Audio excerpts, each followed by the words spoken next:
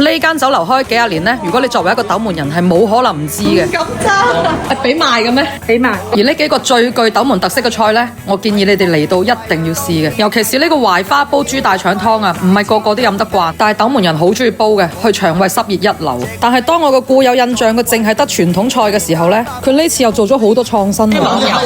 海豚肉。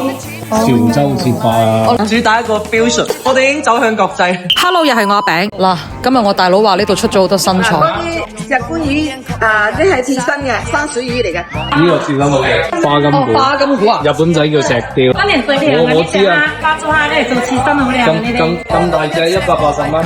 呢條叫做海豹蛇，俾賣嘅咩？俾賣。哎呀，好啦，你唔好行過嚟。點整好啊？呢啲美極焗啦。松殼蟹啊！死火啊！我都未話要，老細搣開咗俾我睇。兩板15蚊一斤，又去邊度食啊？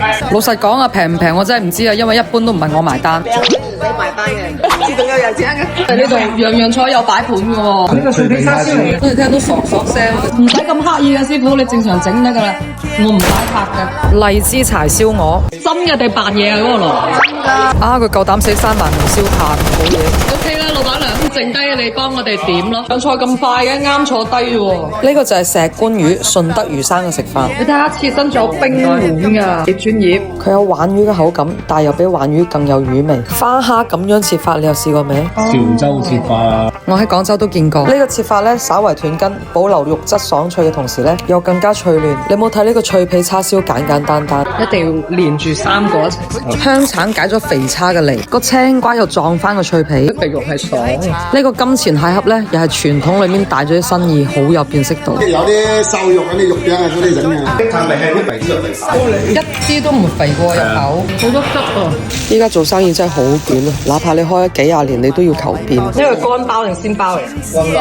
套餐先係88蚊10隻。乾包喎，冇咁大細少少。我都抵啊！18蚊10隻，7到10口包。美極蛇碌，你哋敢唔敢食啊？粉絲先吃。呢個蠔落佢仲有木巴喎，斗門有自己嘅西京燒啊！佢又唔係潮汕嗰個流派，但睇佢底有蛋，佢唔係煙韌，佢唔係脆。斗門嘅鑊邊糍，佢呢個粉咧係有咬口嘅，湯底又瀝乾。大家講瀝乾咧，其實甚至乎啲廣州親戚啊都未聽過，好野味啊！佢新鮮係唔好食嘅。炒藤鱔又係嚟到斗門一定要食嘅，一定要夾住啲薑片一齊食。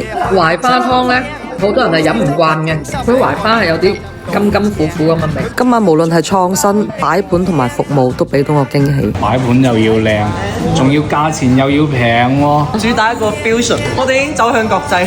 關注我。